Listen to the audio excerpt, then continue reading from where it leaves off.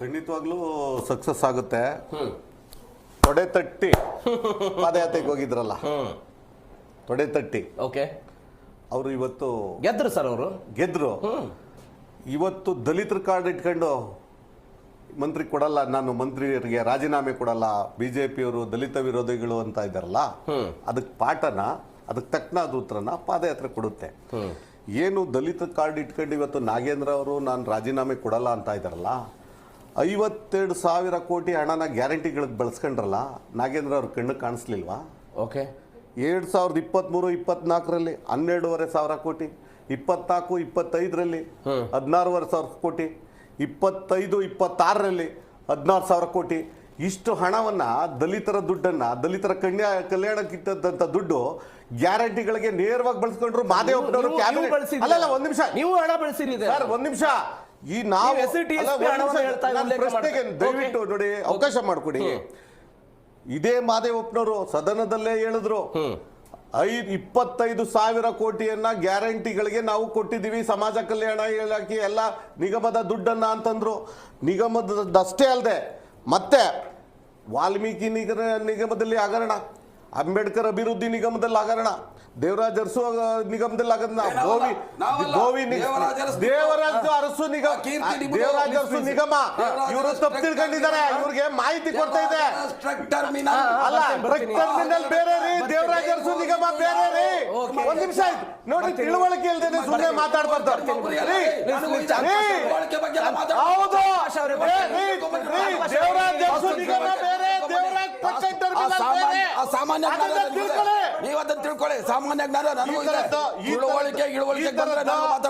ಈ ತರದ ಆರೋಪಗಳು, ದಲಿತರ ದುಡ್ಡು ನಾಗೇಂದ್ರ ಅವರ ಕಣ್ಣು ಕಾಣಲಿಲ್ಲ. ಇವತ್ತು ಅವ್ರ ಮಂತ್ರಿ ಪದವಿಯನ್ನ ಉಳಿಸ್ಕೊಳ್ಳಿಕ್ಕೆ ದಲಿತರ ಕಾರ್ಡ್ ಅನ್ನ ಅಪ್ಲೈ ಮಾಡ್ತಾ ಇದ್ದಾರೆ. ಇದು ಯಾವ ನ್ಯಾಯಸಮ್ಮತವಾದದ್ದು? ಆದ್ರಿಂದ ಈ ಪಾದಯಾತ್ರೆಗೆ ಯಶಸ್ಸು ಖಂಡಿತ ಸಿಕ್ಕುತ್ತೆ. ಇಡೀ ಪಾದಯಾತ್ರೆಯಲ್ಲಿ ಸಿಗುವಂತ ಆ ಸಮುದಾಯದ ಊರುಗಳು, ಜನ, ತಾಲೂಕು, ಜಿಲ್ಲೆಗಳಲ್ಲಿ ನಮ್ಗೆ ಸಾಗರೋಪರಾಧಿಯಲ್ಲಿ ಜನ ಬೆಂಬಲ ಕೊಡ್ತಾರೆ. ಯಾಕೆ ಅಂದ್ರೆ ಅವರು ಕಟ್ಟಿರುವಂತ ತೆರಿಗೆ ದುಡ್ಡು ಇದೆಯಲ್ಲ, 1 ರೂಪಾಯಿ ಕೂಡ ಇವತ್ತು ಯಾರ್ದೋ ಅಕೌಂಟ್ಗೆ ಹೋಗೋಕೆ, ಮಂತ್ರಿಗಳದ್ದು ಮನೆಯ ಖಾತೆಗಳಿಗೆ ದುಡ್ಡು ಹೋಗೋಕೆ ಆ ಜನ ಬಿಡಕ್ ಸಾಧ್ಯನೇ ಇಲ್ಲ. ಹಾಗಾಗಿ ಅವತ್ತೊಂದು ಮಾತಿತ್ತು, ಯಡಿಯೂರಪ್ಪ ಗುಡುಗಿದರೆ ವಿಧಾನಸೌಧ ನಡುಗುವುದು ಅಂತ. ಅಲ್ಲ, ಒಂದ್ ನಿಮಿಷ ಸರ್, ಹೇಳಕ್ ಬಿಡಿ. ವಿಜಯೇಂದ್ರ ಅವರು ಗರ್ಜನೆಗೆ ಇವತ್ತು ವಿರೋಧ ಪಕ್ಷ 2 ದಿನ ಕಲಾಪ ಇದ್ರೂ ಕೂಡ ಗಡ ಗಡ ಗಡ ನಡುಗಿ ಕಲಾಪವನ್ನು ಮುಂದಕ್ಕೆ ಹಾಕಿ ಇವತ್ತು ಓಡೋಗ್ಬಿಟ್ಟಿದೆ. ನ್ಯಾಯ ಕೊಡಕ್ಕಾಗದೆ ಆ ಗರ್ಜನೆ ಇದ್ದಿದ್ರೆ ವಿಧಾನ ಪರಿಷತ್ ಚುನಾವಣೆಯಲ್ಲಿ ಅಡ್ಡ ಮತದಾನ ಆಗ್ತಿರ್ಲಿಲ್ಲ. ಬರ್ತೀನಿ ನಾನು. ಜೆಡಿಎಸ್ ವಕ್ತಾರಾಗಿರುವಂತಹ ರಿಷಿಕ್ ವಿಹಾನ್ ಅವರು ಖಂಡಿತವಾಗ್ಲೂ ಸಕ್ಸಸ್ ಆಗುತ್ತೆ. ತೊಡೆ ತಟ್ಟಿ ಪಾದಯಾತ್ರೆಗೆ ಹೋಗಿದ್ರಲ್ಲ, ತೊಡೆ ತಟ್ಟಿ ಓಕೆ, ಅವರು ಇವತ್ತು ಗೆದ್ರು ಸರ್. ಅವರು ಗೆದ್ರು. ಇವತ್ತು ದಲಿತರ ಕಾರ್ಡ್ ಇಟ್ಕೊಂಡು ಮಂತ್ರಿ ಕೊಡಲ್ಲ, ನಾನು ಮಂತ್ರಿಯರಿಗೆ ರಾಜೀನಾಮೆ ಕೊಡಲ್ಲ, ಬಿಜೆಪಿಯವರು ದಲಿತ ವಿರೋಧಿಗಳು ಅಂತ ಇದ್ದಾರಲ್ಲ, ಅದಕ್ಕೆ ಪಾಠನ, ಅದಕ್ಕೆ ತಕ್ಕನಾದ ಉತ್ತರನ ಪಾದಯಾತ್ರೆ ಕೊಡುತ್ತೆ. ಏನು ದಲಿತ ಕಾರ್ಡ್ ಇಟ್ಕೊಂಡು ಇವತ್ತು ನಾಗೇಂದ್ರ ಅವರು ನಾನು ರಾಜೀನಾಮೆ ಕೊಡಲ್ಲ ಅಂತ ಇದ್ದಾರಲ್ಲ, 52,000 ಕೋಟಿ ಹಣನ ಗ್ಯಾರಂಟಿಗಳಿಗೆ ಬಳಸ್ಕೊಂಡ್ರಲ್ಲ, ನಾಗೇಂದ್ರ ಅವ್ರ ಕಣ್ಣು ಕಾಣಿಸ್ಲಿಲ್ವಾ? ಓಕೆ, 2023-24ರಲ್ಲಿ 12,500 ಕೋಟಿ, 24-25ರಲ್ಲಿ 16,500 ಕೋಟಿ, 25-26ರಲ್ಲಿ 16,000 ಕೋಟಿ. ಇಷ್ಟು ಹಣವನ್ನ, ದಲಿತರ ದುಡ್ಡನ್ನ, ದಲಿತರ ಕಲ್ಯಾಣಕ್ಕಿಟ್ಟಂತ ದುಡ್ಡು ಗ್ಯಾರಂಟಿಗಳಿಗೆ ನೇರವಾಗಿ ಬಳಸ್ಕೊಂಡ್ರು. ಮಾದೇವಪ್ಪನವರು ಅಲ್ಲ, ಒಂದ್ ನಿಮಿಷ, ನೀವು ಹಣ ಬಳಸಿರಿ ಸರ್, ಒಂದ್ ನಿಮಿಷ. ಈ ನಾವು ಪ್ರಶ್ನೆಗೆ ದಯವಿಟ್ಟು ನೋಡಿ, ಅವಕಾಶ ಮಾಡಿಕೊಡಿ. ಇದೇ ಮಾದೇವಪ್ಪನವರು ಸದನದಲ್ಲೇ ಹೇಳಿದ್ರು, 25,000 ಕೋಟಿಯನ್ನ ಗ್ಯಾರಂಟಿಗಳಿಗೆ ನಾವು ಕೊಟ್ಟಿದ್ದೀವಿ, ಸಮಾಜ ಕಲ್ಯಾಣ ಇಲಾಖೆ ಎಲ್ಲ ನಿಗಮದ ದುಡ್ಡನ್ನ ಅಂತಂದ್ರು. ನಿಗಮದಷ್ಟೇ ಅಲ್ಲದೆ ಮತ್ತೆ ವಾಲ್ಮೀಕಿ ನಿಗಮದಲ್ಲಿ ಹಗರಣ, ಅಂಬೇಡ್ಕರ್ ಅಭಿವೃದ್ಧಿ ನಿಗಮದಲ್ಲಿ ಹಗರಣ, ದೇವರಾಜ ಅರಸು ನಿಗಮದಲ್ಲಿ ಹಗರಣ, ದೇವರಾಜ ಅರಸು ನಿಗಮ ಇವರು ತಪ್ಪು ತಿಳ್ಕೊಂಡಿದ್ದಾರೆ. ಇವ್ರಿಗೆ ಮಾಹಿತಿ ಕೊಡ್ತಾ ಇದೆ. ಅಲ್ಲ, ಟ್ರಕ್ ಟರ್ಮಿನಲ್ ಬೇರೆ ರೀ, ದೇವರಾಜ ಅರಸು ನಿಗಮ ಬೇರೆ ರೀ. ಒಂದ್ ನಿಮಿಷ ನೋಡಿ, ತಿಳುವಳಿಕೆ ಇಲ್ದೇನೆ ಸುಮ್ಮನೆ ಮಾತಾಡ್ಬಾರ್ದು. ಹೌದು, ದೇವರಾಜ ಅರಸು ನಿಗಮ ಬೇರೆ, ದೇವರಾಜ ಟ್ರಕ್ ಟರ್ಮಿನಲ್ ಸಾಮಾನ್ಯ ನೀವು ಅದನ್ನ ತಿಳ್ಕೊಳ್ಳಿ. ಸಾಮಾನ್ಯ ಜ್ಞಾನ ನನಗೂ ಇದೆ. ಇಳುವಳಿಕೆ ಬಂದ್ರೆ ನಾನು ಮಾತಾಡಕ್ ಬರುತ್ತೆ. ಈ ತರದ ಆರೋಪಗಳು ದಲಿತರ ದುಡ್ಡು ಓದ್ಕೊಂಬನ್ನಿ ಫಸ್ಟ್. ನಾಗೇಂದ್ರ ಅವರ ಕಾಣಲಿಲ್ಲ.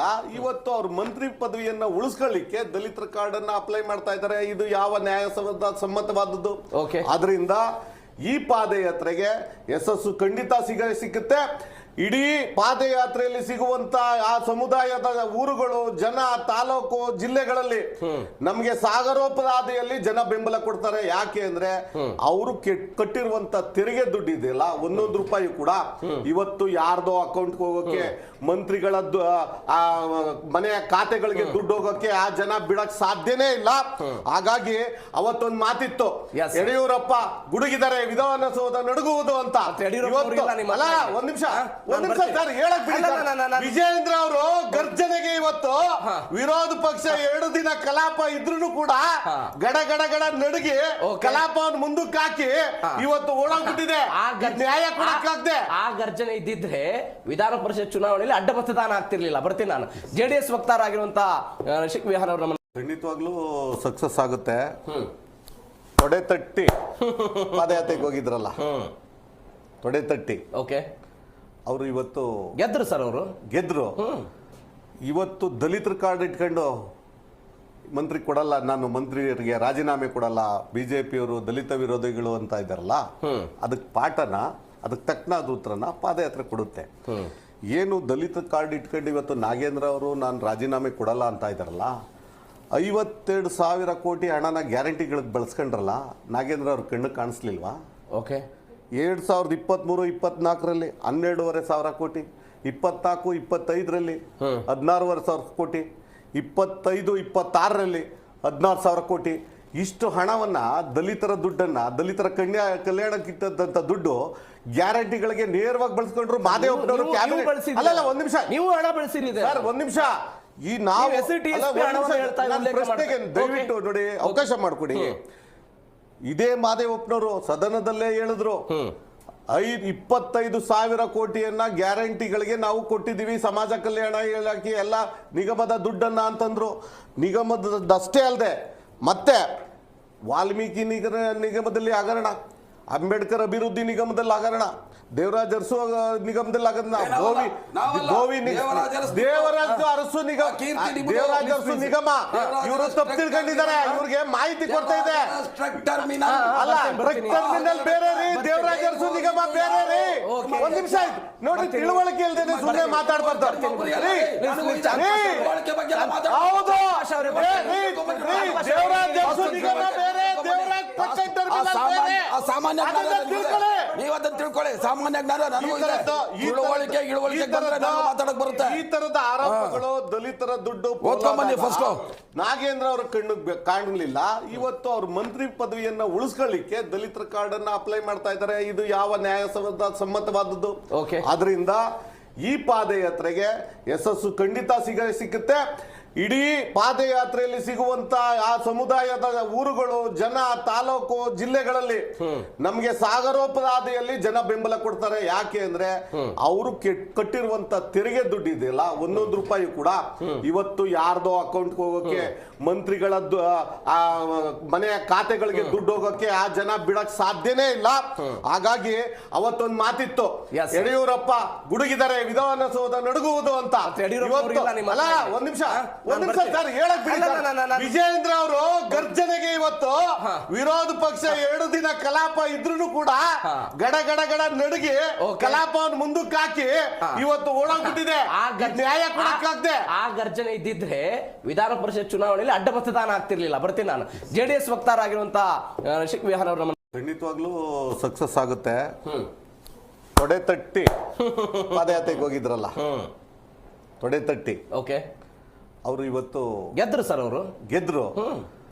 ಇವತ್ತು ದಲಿತರ ಕಾರ್ಡ್ ಇಟ್ಕೊಂಡು ಮಂತ್ರಿ ಕೊಡಲ್ಲ, ನಾನು ಮಂತ್ರಿಯರಿಗೆ ರಾಜೀನಾಮೆ ಕೊಡಲ್ಲ, ಬಿಜೆಪಿಯವರು ದಲಿತ ವಿರೋಧಿಗಳು ಅಂತ ಇದ್ದಾರಲ್ಲ, ಅದಕ್ಕೆ ಪಾಠನ, ಅದಕ್ಕೆ ತಕ್ಕನಾದ ಉತ್ತರನ ಪಾದಯಾತ್ರೆ ಕೊಡುತ್ತೆ.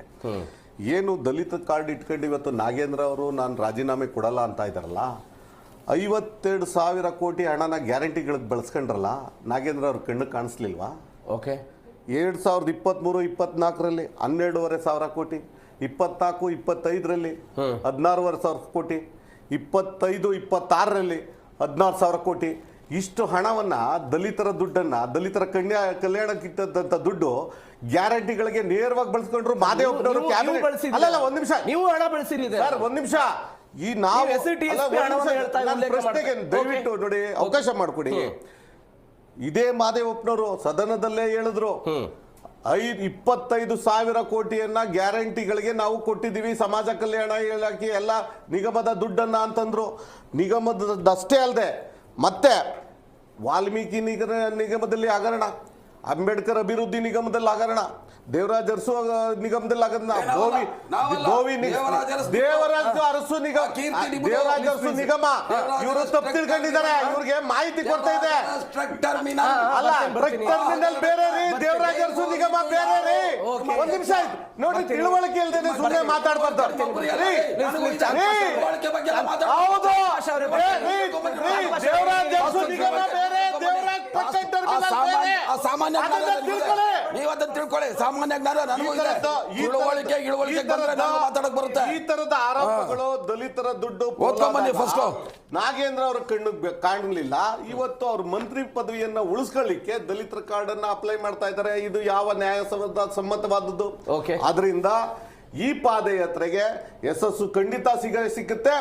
ಇಡೀ ಪಾದಯಾತ್ರೆಯಲ್ಲಿ ಸಿಗುವಂತ ಆ ಸಮುದಾಯದ ಊರುಗಳು, ಜನ, ತಾಲೂಕು, ಜಿಲ್ಲೆಗಳಲ್ಲಿ ನಮ್ಗೆ ಸಾಗರೋಪರಾಧಿಯಲ್ಲಿ ಜನ ಬೆಂಬಲ ಕೊಡ್ತಾರೆ. ಯಾಕೆ ಅಂದ್ರೆ ಅವರು ಕಟ್ಟಿರುವಂತ ತೆರಿಗೆ ದುಡ್ಡು ಇದೆಯಲ್ಲ, 1 ರೂಪಾಯಿ ಕೂಡ ಇವತ್ತು ಯಾರ್ದೋ ಅಕೌಂಟ್ ಹೋಗೋಕೆ, ಮಂತ್ರಿಗಳದ್ದು ಮನೆಯ ಖಾತೆಗಳಿಗೆ ದುಡ್ಡು ಹೋಗೋಕೆ ಆ ಜನ ಬಿಡಕ್ ಸಾಧ್ಯನೇ ಇಲ್ಲ.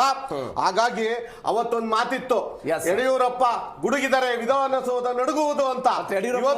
ಅಲ್ಲ, ಒಂದ್ ನಿಮಿಷ ಸರ್ ಹೇಳಕ್ ಬಿಡಿ. ವಿಜಯೇಂದ್ರ ಅವರು ಗರ್ಜನೆಗೆ ಇವತ್ತು ವಿರೋಧ ಪಕ್ಷ 2 ದಿನ ಕಲಾಪ ಇದ್ರೂ ಕೂಡ ಗಡ ಗಡ ಗಡ ನಡುಗಿ ಕಲಾಪವನ್ನು ಮುಂದಕ್ಕೆ ಹಾಕಿ ಇವತ್ತು ಓಡಾಗ್ಬಿಟ್ಟಿದೆ. ನ್ಯಾಯ ಕೊಡಕ್ಕಾಗದೆ ಆ ಗರ್ಜನೆ ಇದ್ದಿದ್ರೆ ವಿಧಾನ ಪರಿಷತ್ ಚುನಾವಣೆಯಲ್ಲಿ ಅಡ್ಡ ಮತದಾನ ಆಗ್ತಿರ್ಲಿಲ್ಲ. ಬರ್ತೀನಿ ನಾನು. JDS ವಕ್ತಾರ ಆಗಿರುವಂತಹ ರಿಷಿಕ್ ವಿಹಾರ್ ಅವರು